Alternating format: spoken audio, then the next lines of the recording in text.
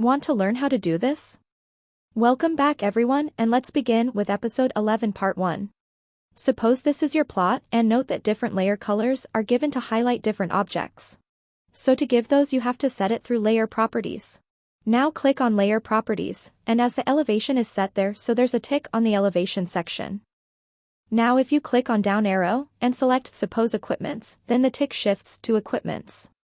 Now if you want to change the saved name there, click on it and write any name as per your preference. For example, I took the word planning.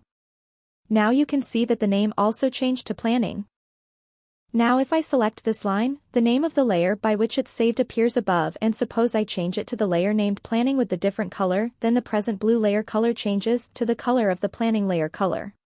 Now let's show you through model layout for a better explanation. Now if I supposedly lock the planning layer and try moving it, it won't move since that layer is locked. Or even if I try copying it, it won't respond. Now if I turn off the layer, only that specific layer gets turned off. Now even if you unlock it, it still isn't visible since it's turned off. And now if you turn it on the layer again, it gets visible and can easily move now since it's unlocked.